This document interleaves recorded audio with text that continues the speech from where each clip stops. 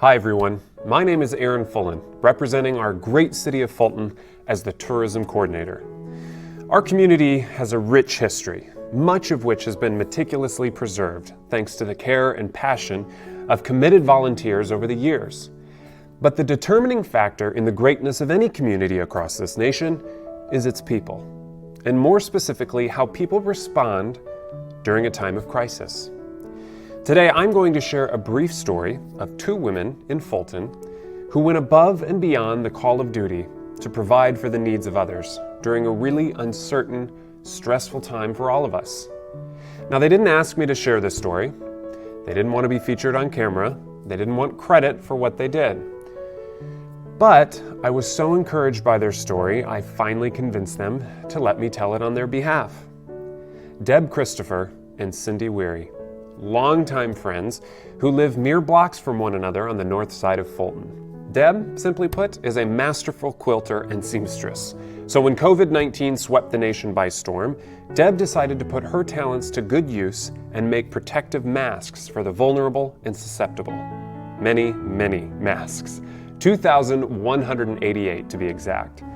After making her first 60, she made them available for free on the Clinton Scanner Facebook page to anyone who wanted them. Much to her surprise, they flew off the proverbial shelves. It quickly became apparent to Deb that the demand was greater than she initially anticipated and that more masks needed to be made. Recruiting her friend Cindy to help, they figured out the quickest, most efficient way to create masks via an assembly line process. The orders kept pouring in from local individuals, nonprofits, corporations, and production of masks continued for weeks. Although they made it very clear they did not want to be compensated for their time and expertise, people started leaving donations to cover the cost of fabric and other materials required to make the masks. Deb donated the leftover proceeds to the Quilts of Valor, a foundation with which she is heavily involved as a quilter. Both Deb and Cindy were honored and grateful to do their part to serve our community and the communities around us. They saw a need, stepped up to the plate, and filled that need. May we all do the same. Together, we can do great things. You don't need to be outstanding. You just need to be willing.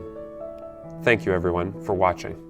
Please do take a moment and share this with your friends and family. We could all use a bit more good news in our lives, could we not? If you have a story you think our community would be encouraged by, whether it's your own story or someone else's, please do contact me via the email address below.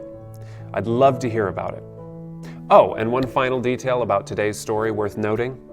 As of a few weeks ago, Deb's sewing machine has a new name: Rona.